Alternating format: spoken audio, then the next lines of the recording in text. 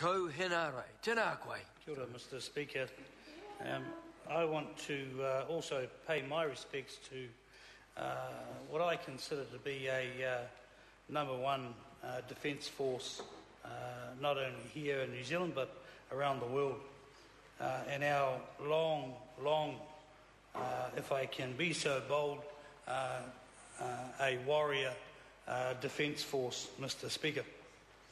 I won't speak too long. I think that the problem that we get into is there are too many so-called experts in the debate about what is needed for a defence force.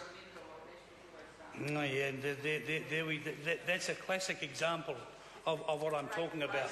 As the expert from down in the South Island, and Hamilton, and she's been all around the world, and she knows everything. So we should just leave it for her. But see, the fact is, sir, that this government is committed to having a strong and effective defence force, sir. It is a government that wants to enhance that one force approach. It is a government, sir, that knows that the services have to work together, be responsible and accountable to their masters, I suppose their paymasters, whoever is in government, whether it's them or us. We rely on the Defence Force to do what I consider to be a very, very, very good job, sir. And ever since Johnny was a young boy, in the militia days, fighting in the new nation of New Zealand, Defence Force personnel have borrowed, have stolen, have begged for other materials from other people. And I know, sir, that will continue regardless of how much money we put aside for the equipment and how much money we put aside for the defence of this nation and our interests overseas. Mr. Speaker, I have no qualms in commending the bill to the House. It is a new era, it is a new time, and we must step with the times. We must keep pace with the times, Mr. Speaker. And you know, we can all laugh at Clayton Cosgrove and talking about Les Patterson, but look, the reality is, sir, is that we can stand here and say they did a bad job, and we can sit here and hear them say we did a bad job. But at the end of the day, the question is,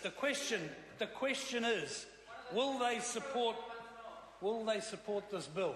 Doesn't sound like it. And if they don't support the bill, then please come out with a figure, or just a ballpark figure, of how much the spend. Yeah, I bought the bald park. Now the ballpark figure of how much the spend under a Labor government would be. And everybody goes quiet. See, at the end of the day, Mr.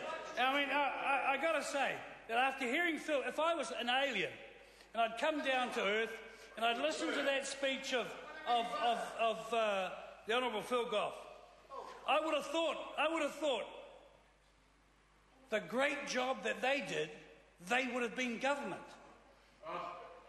But it's not the case. It's not the case. Exactly, Mr. Speaker.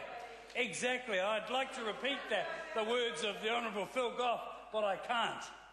But that stuff does happen. That stuff does happen. I always thought it was... no. Mr. Speaker, I've got to say that we're the government. We took this process through under the Honourable Wayne Mapp and now under my colleague, the Honourable Jonathan Coleman. And it's about to get another airing in the Select Committee. So save your ammunition for then and make it count. Kia ora. I call the Honourable Member Andrew Williams. Thank you, Mr. Speaker.